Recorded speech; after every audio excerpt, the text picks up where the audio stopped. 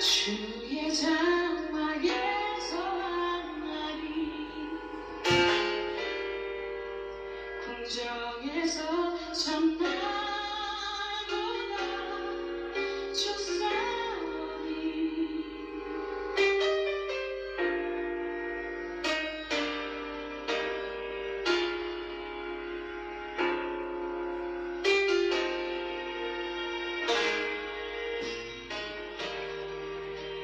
주의 성산에서 한 날이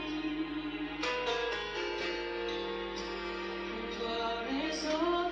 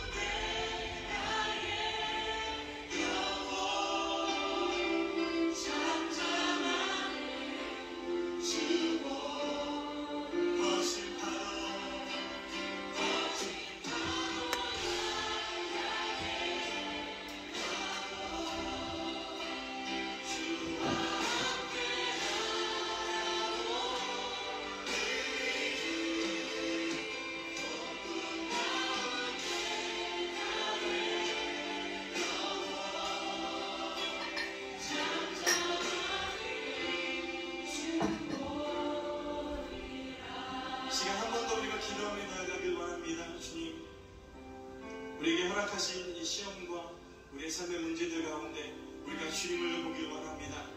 나를 붙드신 전능하신 하나님을 바라보길 원합니다. 주여 내 눈을 들어 주님을 보게 하여 주시옵소서. 나를 붙드신 주님을 향해 내 마음을 드리며 나의 삶을 주님 앞에 맡기도록 나는 시간 역사하여 주시옵소서. 시간 다같이 주님의 이름 한번 부르며 기도하겠습니다.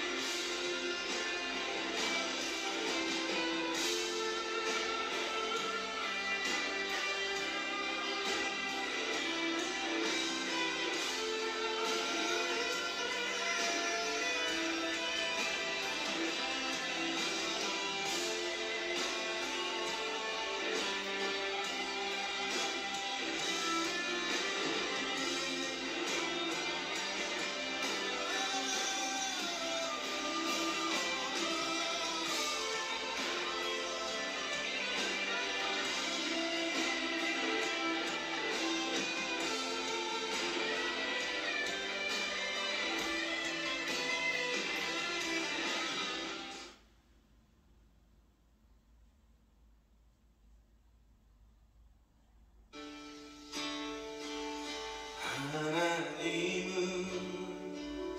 너를 만드시고 너를 가장 많이 알고 계시며 하나님은 너를 만드시고 너를 가장 깊이 이해하신단다.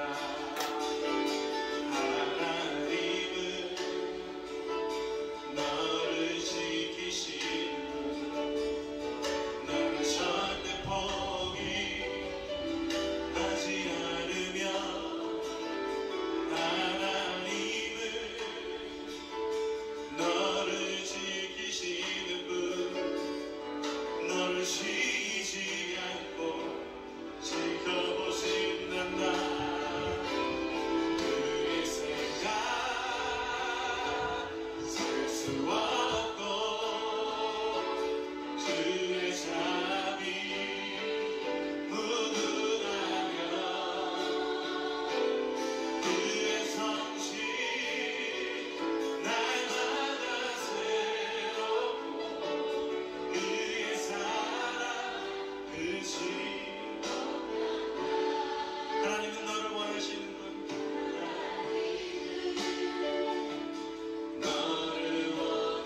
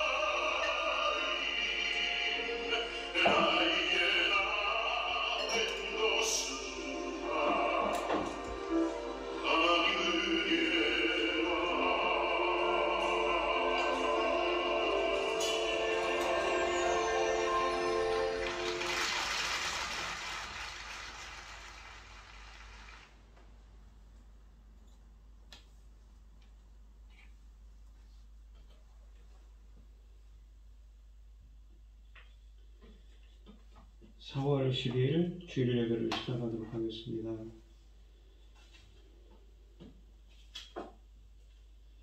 땅과 거기에 충만한 것과 세계 그 가운데에 사는 자들은 다 여호와의 것이로다. 여호와께서 그 터를 바다 위에 세우시며 강물 위에 건설하셨도다. 여호와의 산에 오를 자가 누구며 그의 거룩한 곳에 설 자가 누구인가? 곧 손이 깨끗하며 마음이 정결하며 뜻을 허탄한 데 두지 아니하며 거짓 맹세하지 아니하는 자로다. 그는 여호와께 복을 받고 구원의 하나님께 의를 얻으리니 이는 여호와를 찾는 족속이요 야곱의 하나님의 얼굴을 구하는 자로다. 아멘. 참 감사하신 하나님, 오늘도 거룩한 주일을 맞아서 이렇게 저희들을 불러 모아 주시고 이렇게 예배 가운데 예배드리게 하여 주시오니 감사를 드립니다. 이 예배가 신령과 진정으로 드려지는 예배가 되게 하여 주시옵소서. 이 모든 말씀 거룩하신 예수님 이름으로 기도드리옵나이다. 아멘. 찬송 19장입니다.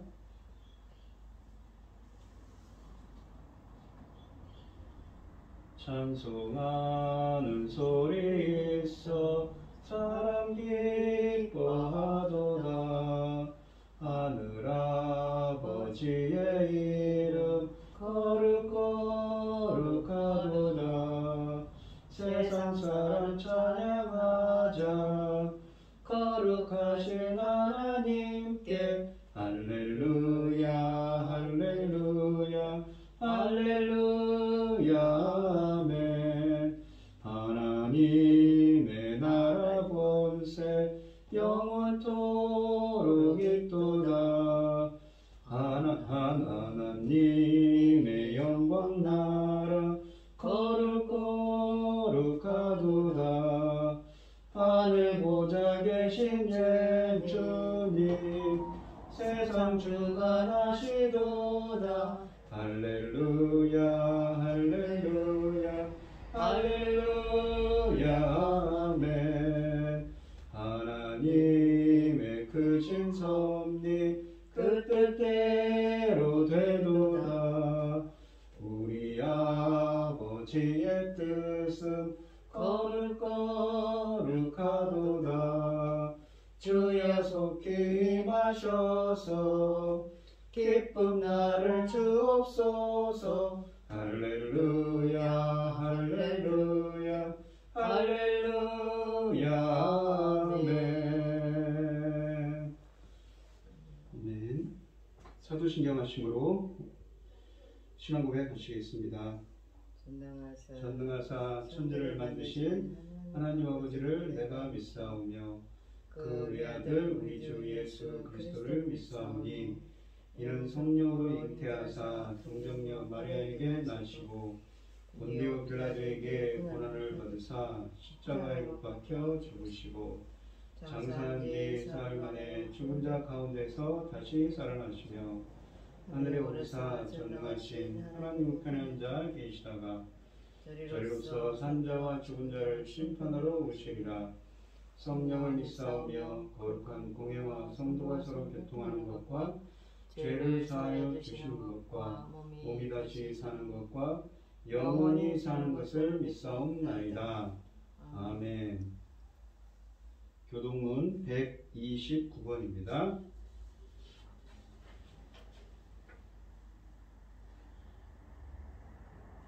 시온에 따라 크게 기뻐할지어다. 예루살렘에 따라 즐거이 부를지어다. 보라, 내 왕이 내게 임하시나니 그는 공의로우시며 구원을 베푸시며 겸손하여서 나귀를 타시나니 나귀의 작은 것 곧 나귀 새끼니라. 내가 에브라임의 병거와 예루살렘의 말을 끊겠고 전쟁하는 활도 끊으리니 그가 이방 사람에게 화평을 전할 것이요 그의 통치는 바다에서 바다까지 이르고 유브라데 강에서 땅끝까지 이르리라. 앞에서 가고 뒤에서 따르는 무리가 소리 높여 이르되 호산나 다윗의 자손이여 찬송하리로다. 주의 이름으로 오시는 이여 가장 높은 곳에서 호산나 하더라. 아멘. 찬송가 85장입니다.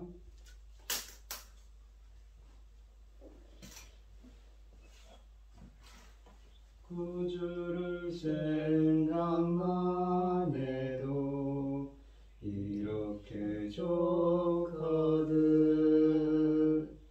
주 얼굴 배울 때야 얼마나 좋으랴. 만민의 구주 예수의 귀하신 이름, 천지에 있는 이름 중 비할 데 없도다. 자매게 하는 자에게 소망이 되시고 구하고 찾는 자에게 기쁨이 되신다. 예수의 넓은 사랑을 어찌나 말하랴.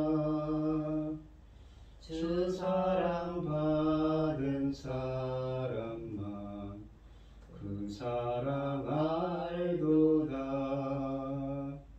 사랑의 구주 예수여 내 기쁨 되시고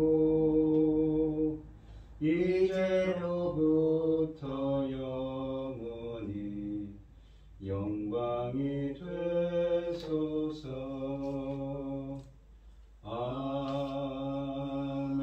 아멘. 고현지 집사님 기도해 주시겠습니다. 저희의 힘이 되신 여호와여, 저희가 주를 사랑하나이다. 여호와께서 저희의 반석이시오, 저희의 요새시오, 저희를 건지시는 이시오, 저희의 하나님이시며 구원의 뿌리시리로다. 전능하신 천지를 지으신 하나님 아버지, 요란하고 어지러운 세상에서도 오직 하나님께만 소망을 두게 하시니 참으로 감사드립니다. 아무리 세상이 어지럽고 질서가 없어도 오직 하나님께서만이 온전하신 질서를 잡고 계시니 저희는 기다리고 바라고 소망합니다. 하나님이 정하신 때에 하나님 원하시는 분량의 사명을 감당하기를 소망하고 소원합니다. 잘 감당할 수 있도록 하나님의 크신 손으로 도와주시옵소서. 이 땅에는 코로나라는 광풍이 지나고 있습니다. 그 가운데서도 저희를 지켜주심을 감사드립니다. 아버지께서 이 나라를 지켜주셔서 이만큼 정리가 되고 있으니 감사합니다. 그러나 그 여파로 경제나 건강을 걱정해야 하는 자들 많이 있습니다. 하나님께서 특별하신 은혜와 사랑으로 치료할 자는 치료 광선을, 회복할 자들은 회복하심으로 경제가 회복될 수 있도록 도와주시옵소서. 전능하신 하나님 아버지, 아버지께서 지켜주시고 도와주신 은혜와 그 사랑 덕분으로 저희가 오늘 여기까지 올 수 있었습니다. 감사드립니다. 앞으로 열어갈 크고도 놀라운 말씀을 바르게 열어갈 수 있도록 하나님의 크신 손으로 도와주시옵소서. 이 시간 당신의 사랑하는 종 강단에 섰습니다. 붙잡아 주시옵소서. 그가 열어가는 말씀으로 온전하신 뜻이 열리도록 도와주시고 하나님이 원하시는 기뻐하신 뜻이 이루어질 수 있도록 아버지 모든 여건들과 지혜와 총명과 강하고 담대함을 아버지께서 허락하시고 지켜주시고 인도하여 주시옵소서. 이 시간 이 아버지 하나님, 세상에서 아버지 저희들은 오직 하나님만 바라보고 있는 저희들을 향하여 늘 하나님의 사랑의 눈으로 지켜주심을 감사드립니다. 아버지는 이 모든 말씀 전능하신 천지를 지으신 하나님 아버지께서 저희들을 지켜주심과 억만 죄악 가운데에서 또 아버지 저희를 구원하여 주신 예수 그리스도의 이름으로 기도하옵나이다. 아멘. 오늘 함께 하실 하나님의 말씀은 요한복음 12장 12절로 19절 말씀입니다. 요한복음 12장 12절로 19절 말씀입니다. 이 신약성경 168쪽에 있습니다. 교독을 하도록 하겠습니다. 제가 먼저 읽겠습니다. 그 이튿날에는 명절에 온 큰 무리가 예수께서 예루살렘으로 오신다는 것을 듣고 종려나무 가지를 가지고 맞으러 나가 외치되 호산나 찬송하리로다. 주의 이름으로 오시는 이곳 이스라엘의 왕이시여 하더라. 예수는 한 어린 나귀를 보고 타시니 이는 기록된 바 시온에 따라 두려워하지 말라. 보라, 너희 왕이 나귀 새끼를 타고 오신다 함과 같더라. 제자들은 처음에 이 일을 깨닫지 못하였다가 예수께서 영광을 얻으신 후에야 이것이 예수께 대하여 기록된 것임과 사람들이 예수께 이같이 한 것임이 생각났더라. 나사로를 무덤에서 불러내어 죽은 자 가운데서 살리실 때에 함께 있던 무리가 증언한지라. 이에 무리가 예수를 맞으면 이 표적 행하심을 들었음이로라. 바리새인들이 서로 말하되 볼지어다 너희 하는 일이 쓸데없다. 보라, 온 세상이 그를 따르는도다 하니라. 아멘. 찬송 150장입니다.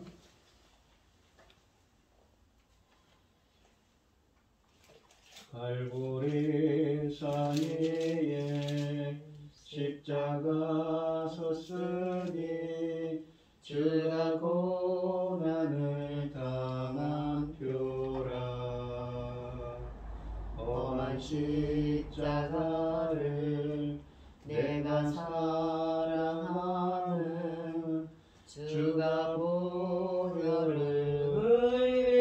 흘림일세. 죄 승리를 얻기까지 주의 십자가 사랑하리. 빛난 멸류관 받기까지 험한 십자가 붙들겠네. 멸시천대 받은 주의 십자가에 나의 마음이 끌리도다. 귀한 어린 양이 세상 죄를 지고 험한 십자가 지셨도다. 죄로 승리를 얻기까지 주의 십자가 사랑하리. 빛난 멸류관 받기까지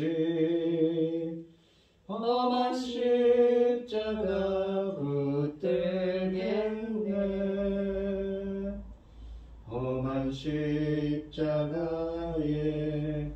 주가 흘린 피를 믿는 마음으로 바라보니 나를 용서하고 내 죄 사하시며 주가 흘리신 보혈이라. 죄로 승리를 얻기까지 주의 십자가 사랑하리. 빛난 멸류관 받기까지 험한 십자가 붙들겠네. 주님 예비하신 나의 본향집에 나를 부르실 그날에는 영광 중에 계신 우리 주와 함께 내가 죽도록 충성하리. 죄의 승리를 얻기까지 주의 십자가 사랑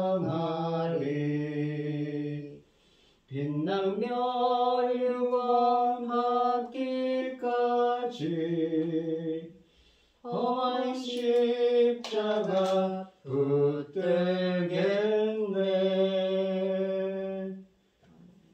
아멘. 오늘 함께 하실 하나님의 말씀의 제목은 겸손한 왕의 입성입니다. 오늘은 종료주일입니다. 고난주간의 시작이지요. 일주일 후에는 이 부활절이 있습니다. 이 예수님께서 오늘 본문 말씀에 보시면 십자가에 달려 예루살렘에 입성하셨습니다. 예수님은 어린 나귀를 타시고 왕의 수도 예루살렘에 입성하심으로 정복과 굴림이 아닌 겸손과 섬김, 평화의 왕이심을 만천하에 공포하십니다. 예수님이 어린 나귀를 타고 입성하시자 백성들은 환호하고 종교 지도자들은 낙담합니다. 부활 이후에 제자들은 예수께서 나귀를 타고 입성하신 의미를 깨닫게 됩니다. 오늘 본문 말씀을 보시면 12절로 13절 말씀을 보시면 그 이튿날에는 명절에 온 큰 무리가 예수께서 예루살렘으로 오신다는 것을 듣고 종려나무 가지를 가지고 맞으러 나가 외치되 호산나 찬송하리로다 주의 이름으로 오시는 이 곧 이스라엘의 왕이여 하더라 라고 되어 있습니다. 그 이튿날이라는 것은 베다니에서 잔치가 있었던 다음 날, 즉 주일을 가리킵니다. 일요일 날이지요. 예수는 이날 예루살렘으로 입성하셨고 그 후 교회는 이날을 기념하여 종려주일로 지키고 있습니다. 종려주일이라면 예루살렘으로 향하는 연도에 늘어선 무리들이 종려나무 가지를 길바닥에 깔고 또 가지를 흔들며 예수를 환영했기 때문에 붙여진 이름입니다. 기독교는 그로부터 전통적으로 고난주간이 시작하는 주일을 종려주일로 지키고 있습니다. 이 6월절 본문에 보시면 6월절에 예루살렘에 모인 무리는 예수님이 이 절기에 과연 올라오실 것인가를 놓고 11장 56절에 보시면 수군거리고 있었습니다. 또한 이 본문 말씀 앞에 있는 이 12장 1절로 8절에서는 마리아가 장례를 위해 예수님에게 향유를 부은 사건이 나타나시지요. 그 날이 지나고 그 이튿날에 예수님이 예루살렘으로 오실 것이라는 소식을 사람들이 듣게 됩니다. 사람들은 종려나무 가지를 가지고 예수님을 맞이합니다. 예수님이 예루살렘에 입성하시는 장면을 기록한 이 마태, 마가, 누가 같은 다른 복음서 기사들에서 종려나무에 대한 언급은 없습니다. 오직 요한복음에만 이 종려나무에 대한 이야기가 있습니다. 반면에 이 요한복음에는 나귀 새끼를 끌고 오는 이야기가 다른 복음서에는 있지만 요한복음에는 없지요. 언급되어 있지 않습니다. 사람들이 종려나무 가지를 가지고 예수님을 맞이한 이유는 바로 그가 승리의 왕 메시아를 환영하기 위해서임을 승리의 왕 메시아로 오신 예수님을 환영하기 위해서였습니다. 이 레위기 23장 40절 말씀에 따르면 종려나무 가지는 초막절에 사용되는 식물이었다고 합니다. 그러나 유대 전통에 따르면 초막절이 아닌 다른 절기에도 종려나무가 사용되었는데 특히 승리의 왕권을 상징하는 식물로서 유대인들은 그렇게 여겼다고 합니다. 원래 히브리어인 이 호시아나 직역하면 지금 구원을 주소서를 음역한 것이 호산나라는 말입니다.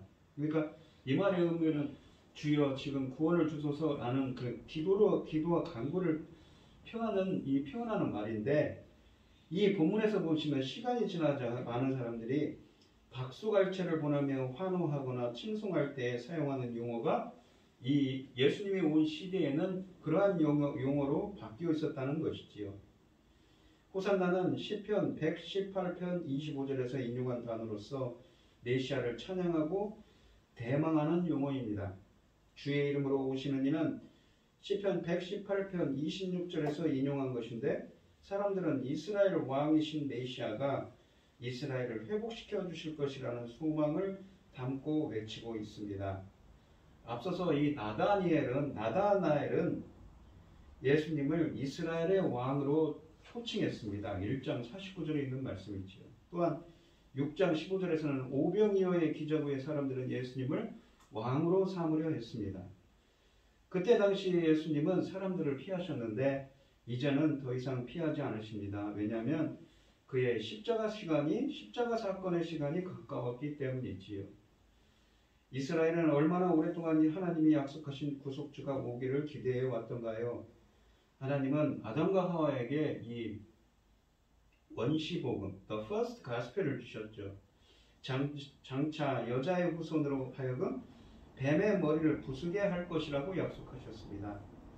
노아의 아버지는 인류에게 내려진 저주로 인한 고통과 수고가 제거되기를 바라는 소망을 담아서 아들의 이름을 노아라고 지었습니다. 노아의 뜻은 위로와 안위입니다.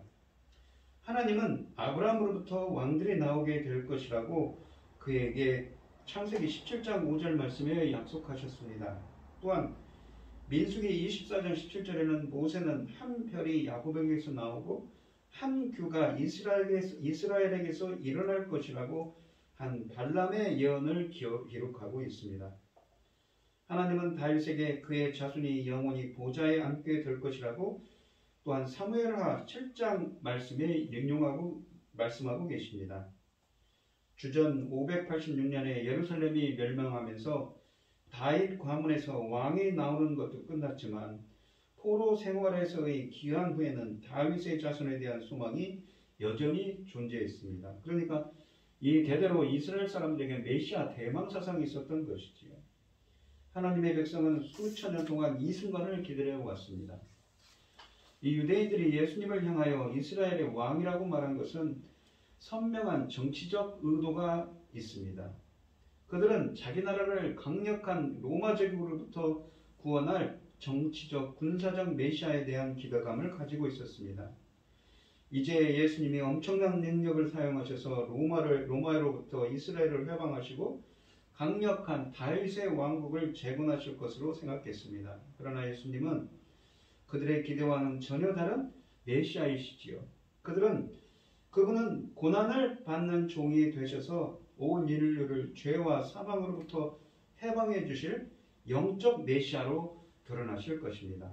이로 인하여 예수님을 열렬히 환영했던 바로 그 사람들은 불과 며칠 후에 예수님을 십자가에 못 박으라고 소리 지를 것입니다. 이 14절로 16절 말씀을 보시면 읽겠습니다. 예수는 한 어린 나귀를 보고 타시니 이는 기록된 바 시온 따라 두려워하지 말라 보라 너의 왕이 나귀 새끼를 타고 오신다함과 같더라. 제자들은 처음에 이 일을 깨닫지 못하였다가 예수께서 영광을 얻으신 후에야 이것이 예수께 대하여 기록된 것임과 사람들이 예수께 이같이 한 것임이 생각났더라 라고 되어 있습니다. 예수님은 이 요한복음 12장 14절로 15절에서 스가랴서 9장 9절로 11절 말씀을 의도적으로 재현하여 거기에 기록된 것이 성취되었음을 보여주십니다. 예수는 한 어린 나귀를 보고 타시니 라는 요한의 보도는 예수님이 의도적으로 그렇게 하셨음을 보여줍니다. 이 스가랴서 9장 9절로 11절 말씀을 보겠습니다. 시온의 딸이라는 것은 이스라엘 거민들을 부르는 호칭입니다. 그가 기뻐할지어다 크게 기뻐할지어다 예루살렘에 따라 즐거이 부를지어다 보라 내 왕이 내게 임하시나니 그는 공의로우시며 구원을 베푸시며 겸손하여서 나귀를 타시나니 나귀의 작은 것 곧 나귀 새끼니라. 내가 에브라임의 병거와 예루살렘의 말을 끊겠고 전쟁하는 활도 끊으리니 그가 이방 사람에게 화평을 전할 것이요 그의 통치는 바다에서 바다까지 이르고 유브라데 강에서 땅끝까지 이르리라. 또 너로 말을 진대 내 언약의 피로 말미암아 내가 내 갇힌 자들을 물없는 구덩이에서 놓았나니 라고 되어 있습니다. 그러니까 화평, 에이레네, 샬롬을 주신다는 것이죠. 그 다음에 언약의 피로 말미암아 예수 그리스도의 십자가의 대속을 사건을 지금 예견하고 있습니다. 이 예수님이 어린 나귀를 타시는 이유는 스가랴서 9장 9절 말씀을 성취하기 위해서입니다. 시온의 딸은 예루살렘 주민을 일컫는 말이지요. 이러한 표현은 구약시대의 선지자들이 즐겨 사용하던 의인법입니다. 왕과 나귀 새끼는 어울리지 않는 모습입니다. 왕은 용맹스러운 전투마나 화려한 마차를 탈 것으로 기대되지만 예수님은 나귀 새끼를 타십니다. 스가랴서 9장 9절은 이 이유를 메시아의 겸손함에서 찾습니다. 이렇게 겸손한 왕은 오셔서 전쟁을 그치게 하고 평화를 주신다고 스가랴서 9장 10절 말씀에 쓰여져 있습니다. 또한 이러한 메시아의 겸손함과 평화 주심은 요한복음에서 묘사하는 예수님의 모습이기도 하지요. 제자들은 처음에 예수님의 이 일을 깨닫지 못했습니다. 16절 말씀해 보시면 예수께서 영광을 얻으신 후에 예수님의 행동과 구약 예언을 이해할 수 있었습니다. 이러한 표현은 일찍이 2장 22절에도 등장하는데 예수님이 죽은 자 가운데서 살아나신 후에 제자들이 깨달았다고 합니다. 따라서 예수께서 영광을 얻으신 후 16절에 있는 말씀과 예수님이 죽은 자 가운데서 살아나신 후 2장 22절에 있는 말씀은 같은 의미입니다. 이는 결국 예수님이 십자가에서 죽으시고 부활하여 성령을 주신 후에 깨달았다는 의미이기도 합니다. 보혜사 성령이지요. 제자들은 그 당시에 깨닫지 못하고 나중에 예수님의 부활 후 보혜사 성령의 조명을 통해 예수님의 계시를 온전히 이해하게 됩니다. 이렇듯 제자들은 당시에 예수님의 행적을 깨닫지 못하다가 후에 성령께서 오신 후에야 비로소 예수님의 행적의 의미를 이해하게 되며 예수님이 어떤 왕이신가를 알게 되었습니다.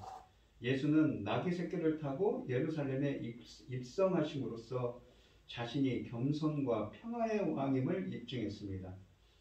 그는 구약에 예언된 바와 같이 이방인들에게 화평을 전할 자요, 땅끝까지 이르는 정권을 가진 자이며 언약의 피로써 갇힌 자를 놓아줄 이이십니다. 요한이 여기 12장 16절에서 시편 118편 25절과 26절과 또한 스가랴서 9장 9절로 10절이 예수께 대하여 기록된 것이었고 거기에 기록된 것들을 사람들이 예수께 이같이 한 것이라고 설명하고 있음에 우리는 주목해야 합니다. 즉 그 본문들에 기록된 내용이 예수님의 고난주간에 성취되었다는 것입니다. 그리스도인들이 구약 성경을 읽을 때에는 구약 본문들이 예수께 대하여 기록된 것이라는 요한의 설명을 반드시 우리는 명심해야 합니다. 예수님의 사도들 중 한 명인 요한은 성령의 영감을 받아 여기에서 예수님을 따르는 자들에게 구약 성경을 이렇게 어떻게 이해하는지를 가르치고 있습니다. 요한이 이 16절에서 구약 본문들이 예수님에 대한 기록이라고 말한 것은 이 빌립이 예수님을 가리켜 모세가 율법에 기록하였고 여러 선지자가 기록한이라고 한 1장 45절 2장 45절 말씀과 같이 말한 것과도 일치합니다. 또한 성경이 예수님 자신을 증언하고 있다는 5장 36절과 모세도 자신에 대하여 기록했다고 예수님께서 말씀하신 5장 46절 말씀과도 일치하는 표현입니다. 이 구약 본문들이 예수님에 대해 어떻게 기록하고 있는지 알기 위해서는 그분이 어떤 식으로 영광 받으시게 될 것인지 알아야 합니다.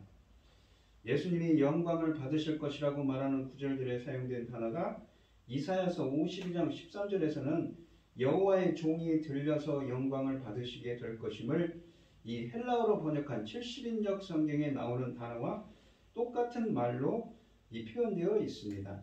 예수님은 십자가에 못 박히셨다가 부활하여 영광 받으시게 될 텐데 이것을 모르고서는 제자들뿐 아니라 어느 누구도 예수님이 구약 본문들의 구약에서 예언된 그 메시아의 성취이시라는 것을 깨달을 수가 없는 것이지요. 이 17절로 19절 말씀을 읽겠습니다. 나사로를 무덤에서 불러내어 죽은 자 가운데서 살리실 때 함께 있던 무리가 증언한지라. 이 나사로 이야기는 11장에 나오지요. 그러니까 그 예수님께서 나사로를 무덤에서 살리신 부활시킨 그 일을 보고 들은 자들이 그 무리 가운데 예수님을 지금 따르는 무리 가운데 있었다는 것이지요. 이에 무리가 예수님을 맞으면 이 표적 행하심을 들었음이로라. 바리새인들이 서로 말하되 볼지어다 너희 하는 일이 쓸데없다. 보라 온 세상에 그를 따르는도다 하니라 라고 되어 있습니다. 어린 나귀를 타시고 예루살렘으로 가시는 길에 예수님을 동행했던 자들 중에는 베다니에서 나사로를 살리신 일을 목격했던 자들이 많았으며 그들은 다른 순례자들에게 그 일을 증언하고 있었습니다. 그리하여 예수님을 맞으러 나가는 사람들의 숫자가 계속 불어났던 것이지요. 이 요한복음은 나사로를 살리신 일을 표적으로 언급합니다. 이 본문에도 표적이란 말이 나오는데 죽은 자 가운데서 나사로를 살리신 일은 표적의 책인 요한복음에 기록된 표적들 중 마지막이면서 가장 위대한 표적입니다. 19절 말씀을 보시면 점차 고조되는 예수님의 명칭은 그의 적대자들 중에 실망을 안겨주었습니다. 바리새인들이 서로 말하되 볼지어다 너희 하는 일이 쓸데없다. 너희 하는 일은 누구든지 예수님이 있는 곳을 알면 그들에게 알려 잡게 하라는 명령을 가르칠 것입니다. 11장 57절에 있는 말씀이죠. 그러나 시간은 빠르게 진행됩니다. 예수님은 이제 드러나게 공개적인 장소에서 등장하셨습니다. 예수님이 어디 계신지 바리새인들이 알고 있다 해도 그들이 예수님을 체포할 수 없는 것은 예수님이 대중들로부터 상당한 존경을 받고 많은 무리가 예수님을 따르고 있었기 때문이지요. 그래서 이 바리새인들은 보라 온 세상이 그를 따르는도다 라고 말합니다. 예수님이 나사로를 일으키신 것을 본 사람들의 증언이 많은 무리를 열광케 했습니다. 예수님의 예루살렘 입성을 환영하며 메시아가 이루실 예루살렘의 이스라엘의 회복을 기대하였습니다. 그러나 그들은 표적이 가리키는 정확한 의미를 알지는 못했습니다. 이 표적의 참뜻을 알지 못하고 그들의 관점에 따라 예수님을 판단하고 환영했습니다. 표적이 가리키는 고난은 보지 않고 영광만을 바라보았습니다. 복음의 온전함을 보지 못한 것이지요. 일찍이 예수님은 성전 정화 사건을 통해서 그의 죽음과 부활을 말씀하셨습니다. 나사로를 살리시면서 그의 죽음과 부활을 내다보셨습니다. 그러나 무리들은 메시아의 영광만을 바라봤습니다. 메시아가 무엇입니까? 자기들을 로마의 압제로부터 해방시킬 다윗과 같은 그러한 정치적 군사적인 메시아를 기다리고 있었던 것이지요. 이 아까도 말씀드린 이 표적이라는 단어 세메온이라고 되어 있는데 이 말은 이 요한복음은 다른 복음서 제자들이 사용한 기적이란 용어 대신에 표적이란 용어를 사용합니다. 이 세메온이라고 헬라어로 하는데 요한복음의 이 표적 세메온이라는 단어는 17번 나타납니다. 이 표적이라는 말은 헬라 사전을 직역하면 다른 것과 구별되는 신호, 표시, 이적을 뜻합니다. 그러니까 이 예수님의 이적들은 어떤 의미를 담고 있다는 것입니다. 예수님은 누구신가? 어떤 일을 행하시는 분이신가를 의미합니다. 예수님의 표적들은 무조건적으로 능력을 있는 그대로 보여주는 것도 아니고 그 이적들을 뛰어넘어 믿음의 눈으로만 알아볼 수 있는 좀 더 깊은 실체들을 지시하는 두드러진 능력의 나타남입니다. 이 표적이라는 단어 자체가 어떤 실체를 가리키는 기능을 하는데 그 실체란 다름 아닌 예수님의 메시아로서의 정체성입니다. 이 표적은 16절 말씀에 예수님의 영광과 밀접한 관계가 있습니다. 요한복음에서 예수님의 영광은 매우 중요한 용어로서 예수님의 신적인 정체성과 본질을 가리키는데 예수님이 세상의 구속을 위해 자신의 목숨을 버리시고 다시 부활 승천하신 일을 가리킵니다. 예수님께서 단순한 인간이 아닌 세상의 구속자요 초월자이신 것이 드러났다는 뜻이지요. 이 호산나라고 외치고 종려나무 가지를 흔들어 환영하던 군중과 예수님이 타신 어긴 나귀는 어울리지 않습니다. 사람들이 예수님께 바라던 일과 예수님이 하시려는 일이 얼마나 다른지를 보여주는 장면이지요. 어린 나귀를 타심으로 스가랴서 9장 9절의 말씀을 성취하신 예수님은 사람들이 칭송하고 우러러보는 영웅이 아니라 낮고 청한 것, 겸손한 곳, 죄인들의 깊은 곳을 찾아가실 메시아로 이 땅에 오셨습니다. 사람들의 기대와 환호에 부응하는 모습이 아니라 그들의 그릇된 비전에 도전하고 환상을 깨는 모습으로 오셨습니다. 군중은 준말을 타고 로마 대신 자신들을 위해 군림하는 왕이 되어달라고 요구했지만 예수님은 아버지 하나님의 뜻대로 겸손과 평화의 왕으로 오셔서 자기 백성을 그들의 죄에서 구원할 분이 되실 일에 생명을 들으시기 위해서 오늘 이렇게 예루살렘에 입성하셨던 것이지요. 이 예수님은 평화를 주시며 이스라엘을 구원하셨습니다. 영생을 주시는 예수님을 믿는 자로 하여금 영원히 평화를 누리게 하십니다. 세상은 물질적 어려움이 없으면 평화라고 하지만 예수님이 주시는 평화는 물질적 어려움 너머에 있는 하나님의 평화입니다. 천상에서 누리는 평화를 이 땅에서부터 누릴 수 있게 하셨습니다. 이 세상에서 여러 가지 어려움을 당하지만 성도들은 예수님이 주시는 평화의 힘으로 이것을 견디게 하십니다. 따라서 평화의 왕이신 예수님은 찬양과 경배를 받으시기에 합당하지요. 오늘 본문 말씀을 보시면 예수님께서는 십자가에 달리기 위해서 이 부활절, 그러니까 십자가에 달리기 일주일 전에 예루살렘에 입성합니다. 그것도 스가랴서 9장 말씀에 있는 것처럼 이렇게 구약에 예언된 메시아의 예언의 성취라는 것이지요. 나귀를 타신 모습. 이스라엘 백성들은 다윗 왕 같은 그러한 정치적 군사적인 메시아를 원했지만 나귀를 타신 겸손의 왕, 평화의 왕이셨습니다. 평강의 왕이셨습니다. 우리가 이 종료주의를 맞이해서 예수님은 지금 십자가의 대속 사건을 위해서 오셨는데 이 십자가의 대속의 의미가 신학적으로 무엇일까요? 또한 우리의 모든 죄를 사하기 위해서 오신 예수 그리스도라고 우리가 보통 표현합니다. 그 십자가의 대속의 의미는 과연 어떤 사람들에게 유효한 것일까요? 우리가 이 로마서 말씀을 보면서 한번 보도록 하겠습니다. 이 로마서 3장 말씀부터 보시면 3장 19절로 20절에 보시면 우리가 알거니와 무릇 율법이 말하는 바는 율법 아래에 있는 자들에게 말하는 것이니 이는 모든 입을 막고 온 세상으로 하나님의 심판 아래에 있게 하려 합니다. 율법이라는 것은 죄를 깨닫게 하는 기능이 있습니다. 그래서 죄를 깨닫기 때문에 모두 심판 아래에 있지요. 그러므로 율법의 행위로 사람 앞에 의롭다 하심을 얻을 육체가 없나니, 그러니까 이 행위로는 우리가 구원을 얻을 수가 없는 것이지요. 율법으로는 죄를 깨달음이니라 라고 되어 있습니다. 그런데 이제는 율법에 한 의가 나타났으니 율법과 선지자들에게 증거를 하나님의 한 의가 나타났으니 율법과 선지자들에게 증거를 받은 것이라 라고 되어 있습니다. 여기 보시면 하나님의 한 의라는 것은 무엇입니까? 공정하신 하나님의 강권적인 역사가 나타났다고 합니다. 이것은 나타났다 이 말이 헬라어로 뭐냐면 화네로 빛을 비추다입니다. 빛을 비추다의 수동태입니다. 빛이 비추어졌습니다. 그러니까 하나님의 그 공정하신 하나님의 강권적인 역사가 계시를 하고 빛을 비췄죠. 율법과 선지자들에게 증거를 받은 것이라. 그러니까 이미 구약성경에 예언된 일이었습니다. 곧 그 예수 그리스도를 믿음으로 말미암아 모든 믿는 자에게 미치는 하나님의 은이 차별이 없느니라.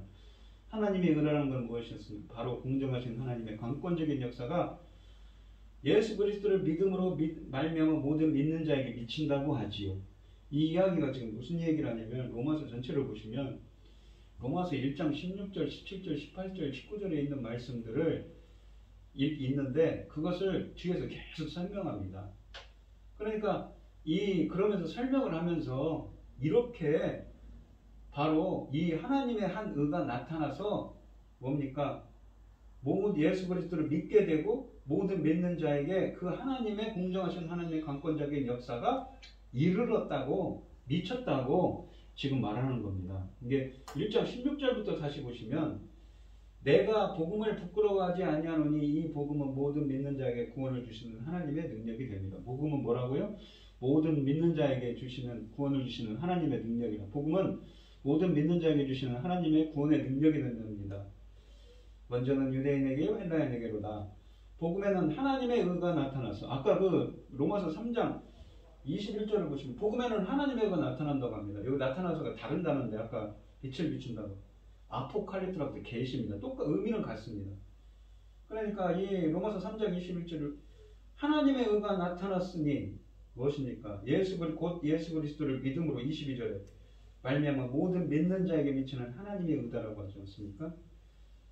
이게 하나님의 한 의가 나타나서 예수 그리스도를 믿음으로 말미암아 모든 믿는 자에게 미치는 하나님의 의라고 합니다. 자 보십시오. 똑같은 말을 하고 있는데 17절을 보면 하나님의 의가 나타나서 믿음으로 믿음에 이르게 하나니 이게 하나님의 의가 나타나서 계시를 해서 믿어서 믿게 한다는 것입니다.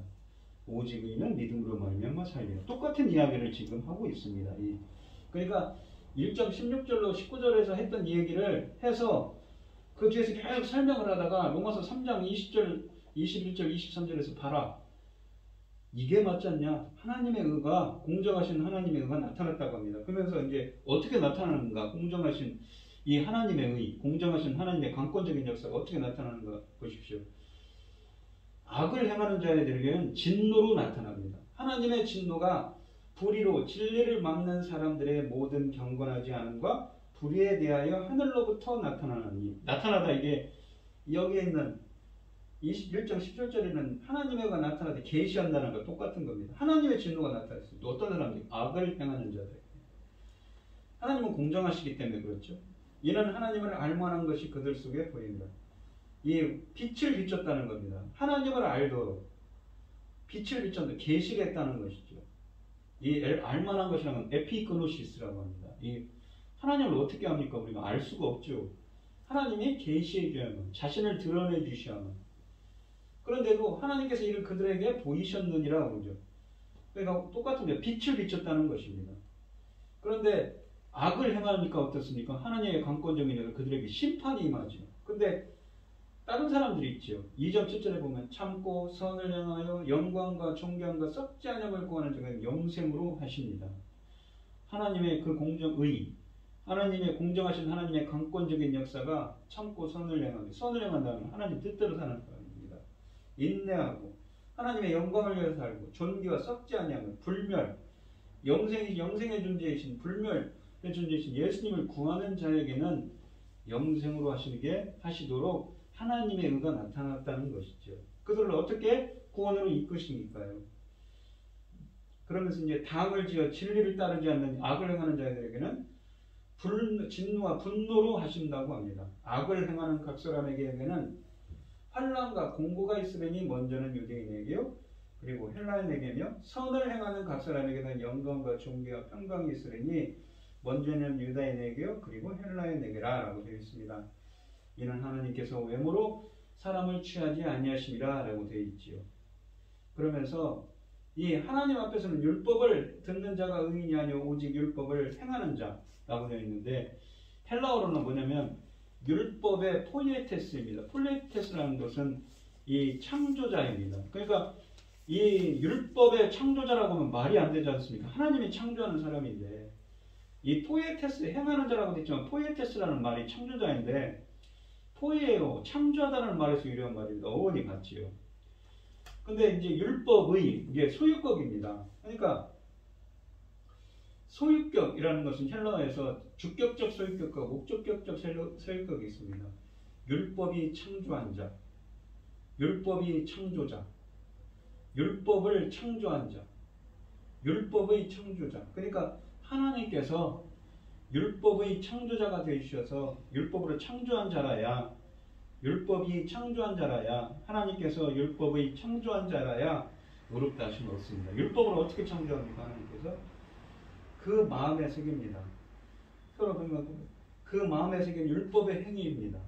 이 말이 그라포, 율법이라고 되어 있는데 마음에 새겼다는 것은 그라포입니다. 이것이 예레미야서 31장 31절로 34절에 있는 새 언약의 말씀이지요. 이 곧 내가 나의 법을, 이게 율법을 그들 속에 두며 그들 마음에 기록하여, 그라포입니다. 나는 그들의 하나님 되고 그들은 내 백성이 될 것이야. 이게 새 언약의 말씀이죠. 언약 공식입니다.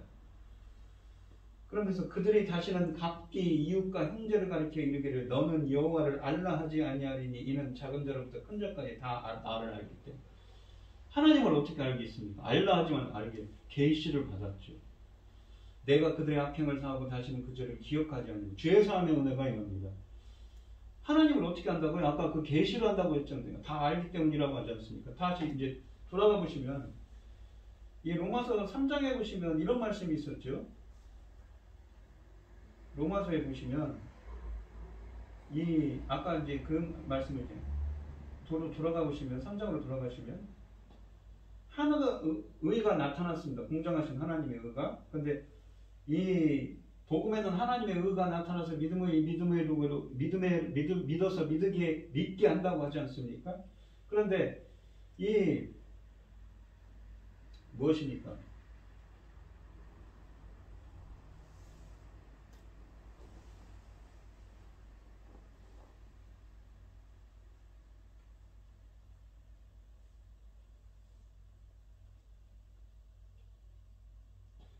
보십시오. 1장 19절에 보시면 이는 하나님을 알만한 것이 그들 속에 보입니다. 그러니까 하나님을 알도록 그들 속에 보여졌다는 것이지요.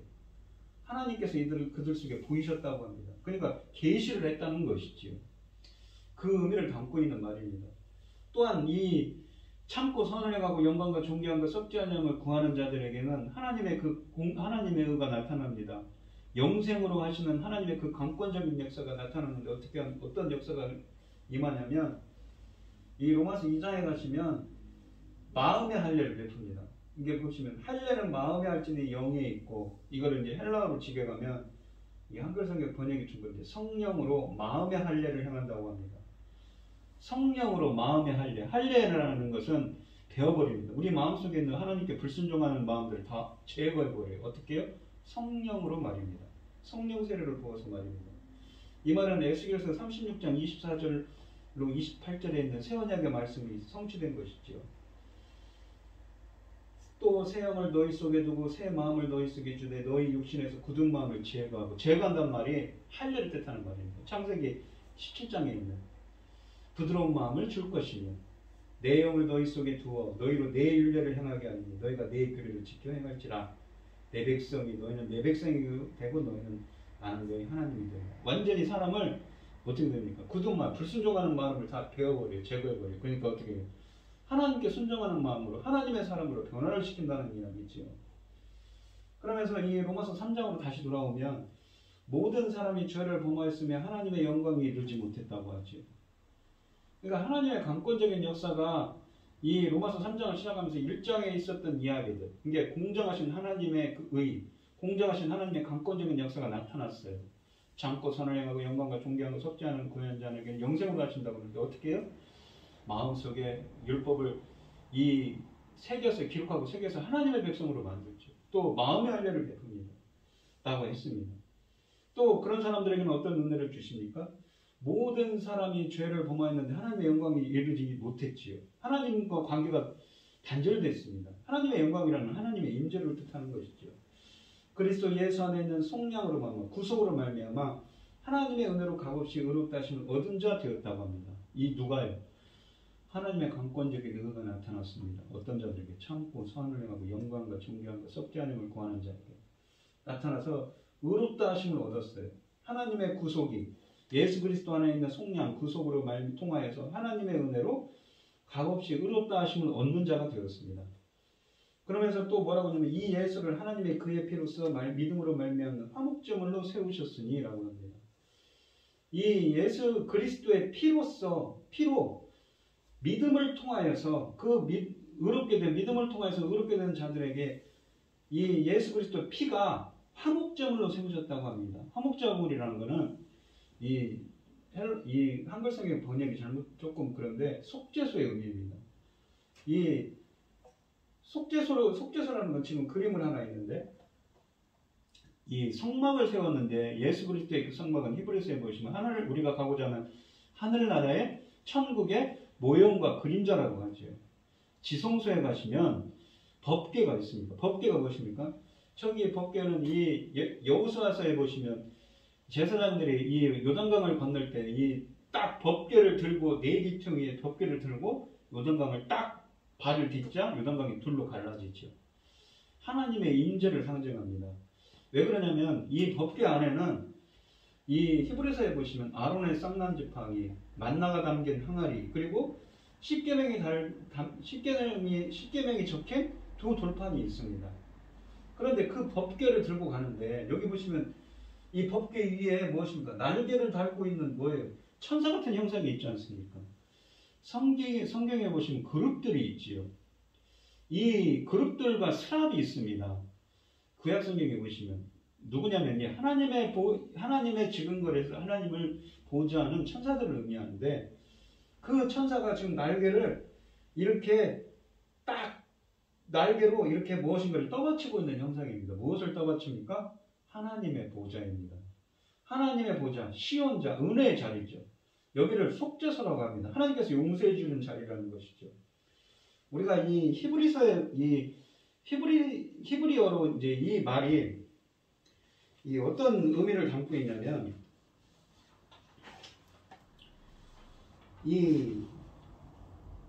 이 속죄소는 히브리어로 그러니까 뭐냐면 레위기에 보시면 이 속죄소는 히브리어로 가포렛이라고 합니다. 이 뜻은 뭐냐면 카파르에서 왔는데 언약궤 위에 덮개로서의 백성의 죄를 덮어 속죄한다는 의미입니다. 그러니까 죄를 그냥 덮어버려요. 그런데 이 가포렛, 이게 죄를 덮는다는 이 속죄소가 되는 가포렛을 70인작 성경은 힐라 스테리온으로 번역하였습니다. 따라서 이 로마서 3장 25절에 있는 이 힐라 스테리온은 무엇입니까? 속죄소가 맞죠. 화목제물이라는 말보다 속죄소로 번역하는 것이 맞습니다. 이 무엇입니까? 화목제물이라는 이 속죄제물이라는 표현은 또 헬라어로 다르게 있습니다. 이 언약궤 안에는 십계명의 두 돌비가 2개가 들어 있었습니다. 십계명은 율법을 대표하는 것으로서 사람을 정죄하는 기능을 하지요. 율법 앞에 서면 다 정죄함을 받아 죽을 수밖에 없습니다. 그러나 감사하게도 언약궤 윗부분에는 정금으로 만든 속죄소가 있습니다.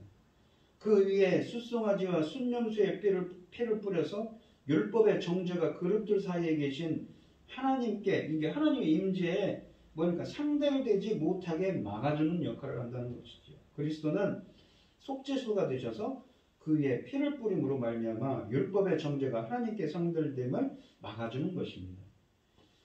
그러니까 하나님께서 예수 그리스도를 화목제물, 그러니까 이 속죄소를 또 세우신 목적은 무엇입니까? 바로 이 3장 25절 말씀에 뭐였는데 무엇이냐면 하나님께서 길이 참으시는 중에 하나님께서는 오래 참으시는 분이시죠.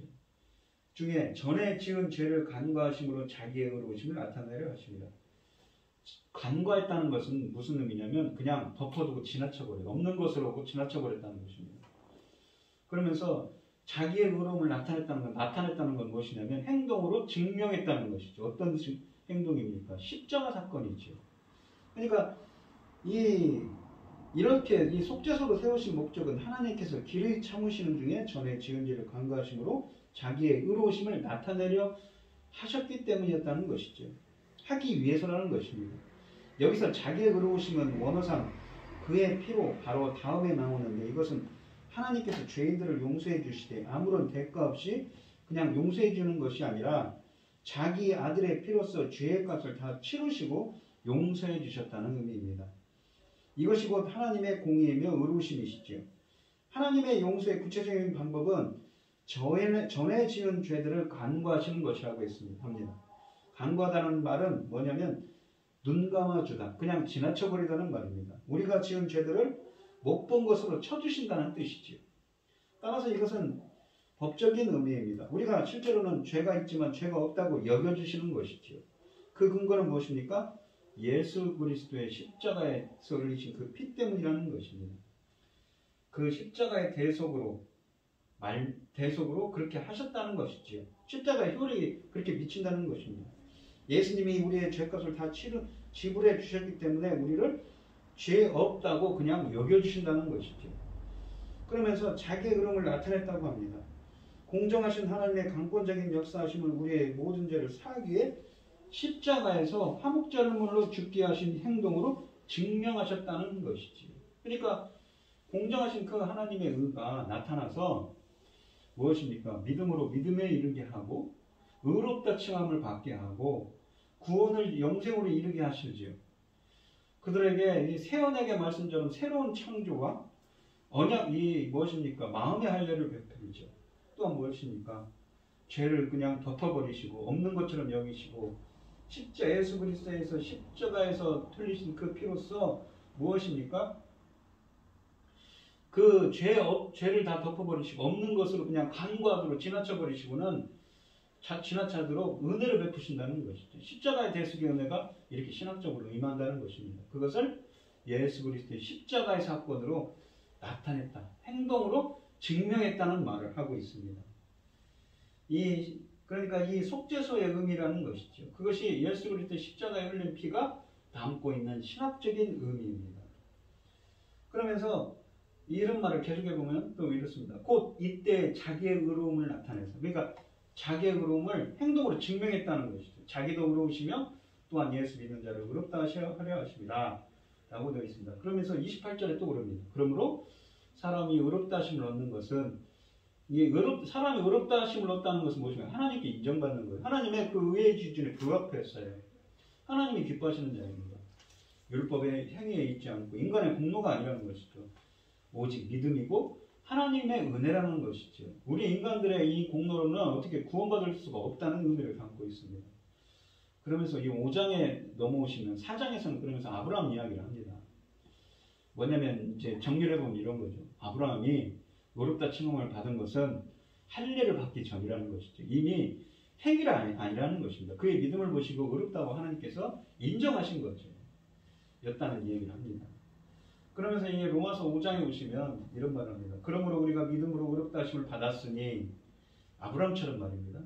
우리죠. 그러니까 의롭다 하심을 받고 이 십자가의 대속으로 말미암아 무엇입니까? 십자가의 대속의 그 십자가 사건으로 증명을 했어요. 뭐예요? 우리의 모든 죄를 그냥 없는 것으로 가지고 지나쳐버리는 대속을 은혜를 받았어요. 그리고는 우리의 예수 그리스도의 십자가로 어떤 단계로 넘어가냐면 말미암아 화평을 누리자라고 합니다. 화평이라는 건 얘기는 샬롬이죠. 그러니까 영혼의 평안한 상태, 구원을 얻은 자가 얻는 영혼의 평안한 상태입니다. 하나님과의 관계 회복이지요. 또한 그로 말미암아 우리가 믿음으로 서 있는 이 은혜에 들어감을 얻었으며 하나님의 영광을 바라고 즐거워합니다. 하나님의 영광이라는 것은 이 하나님의 임재를 뜻합니다. 하나님의 임재를 바라고 합니다. 소망하는 거죠. 엘피스, 엘피죠. 소망입니다. 믿음, 소망, 사랑할 때 그 소망입니다. 어떻게 그런 은혜가 하나님의 영광을 바라볼 수 있는 소망을, 하나님의 영광을 바라볼 수 있는 그 소망 가운데 있게 됩니까?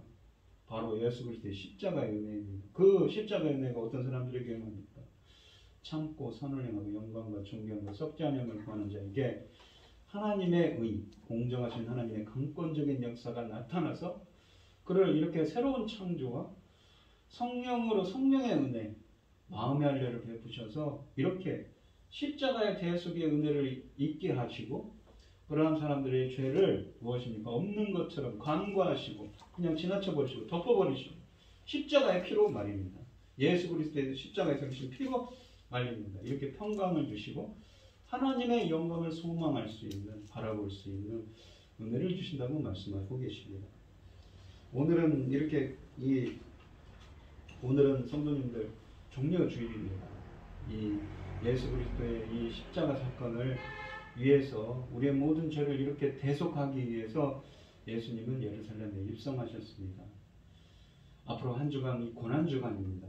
한 주간 예수님의 그 십자가에서 흘리신 피와 고난과 그 숭고한 사랑과 헌신을 한번 우리가 되새기고 하나님께 감사하는 시간이 되시고 우리들도 그 십자가의 대속의 은혜가 나에게 미쳐서 나에게 은혜 베풀어 주셔서 우리도 하나님과 이렇게 하나님의 영광을 바라볼 수 있는 은혜, 하나님과 화평할 수 있는 평강, 관계 회복할 수 있는 은혜가 함께 하시는 은혜가 함께 하시기를 우리 성도님들에게 축원드리겠습니다. 기도하겠습니다. 하나님 아버지 감사합니다. 오늘은 중요주일입니다. 이렇게 예수님의 부활절을 십자가 예수 그리스도의 십자가에서 죽으신 그 부활하신 부활절을 일주일 남기고 예수님은 예루살렘에 입성하셨습니다. 겸손의 왕, 평강의 왕으로서 나귀를 타고 임하셨지요. 사람들은 종려나무를 흔듭니다. 예수님의 그 십자가의 피로 말미암아 우리는 이 자리에 있습니다. 저희들이 온갖 죄악과 부족하고 연약한 존재임에도 불구하고 우리의 모든 죄를 덮어버리시고 없는 것으로 그냥 지나쳐버리도록 속죄소가 되주셔서 감사합니다.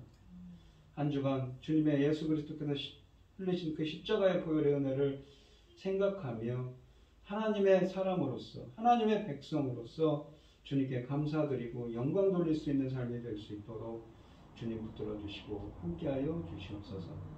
이 모든 말씀 거룩하신 예수 그리스도 이름으로 기도드리옵나이다. 아멘. 찬송가 418장입니다.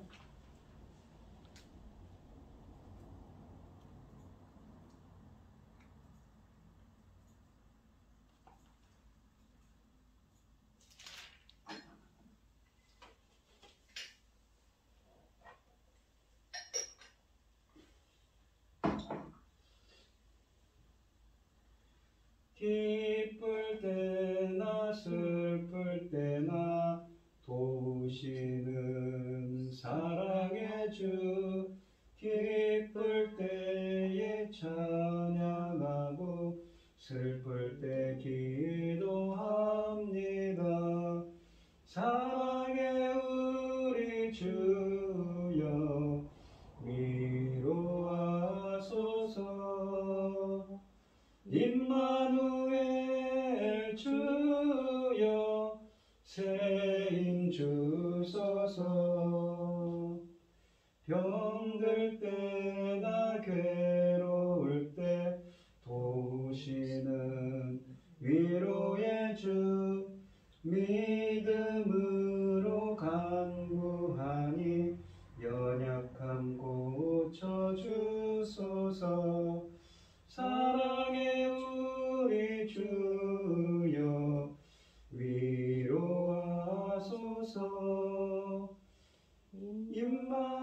임마누엘 주여 새 힘 주소서. 바쁠 때나 고달플 때 도우시는 능력의 주 힘이 없고 지칠 때에 내 손을 잡아주소서. 사랑의 우리 주여 위로하소서.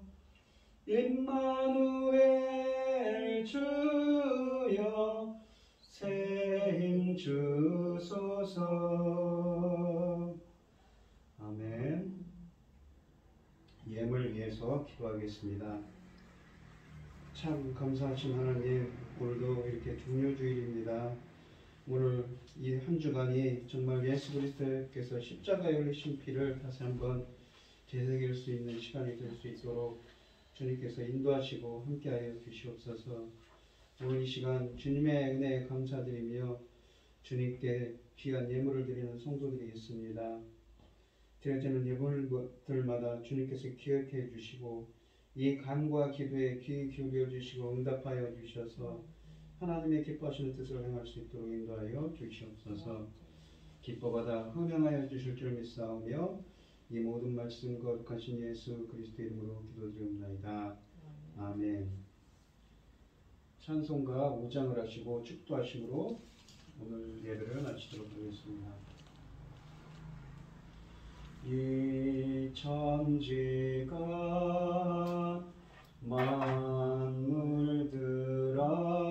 만물들아 복 주시는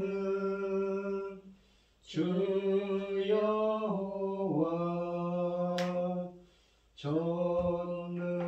전능성부 성자 성령 찬송하고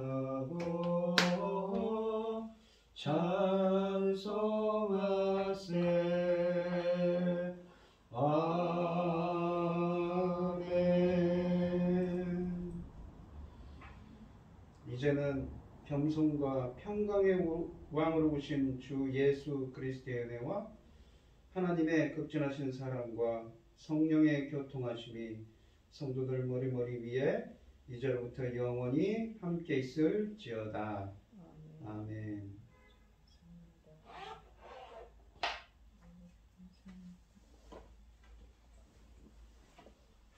아버지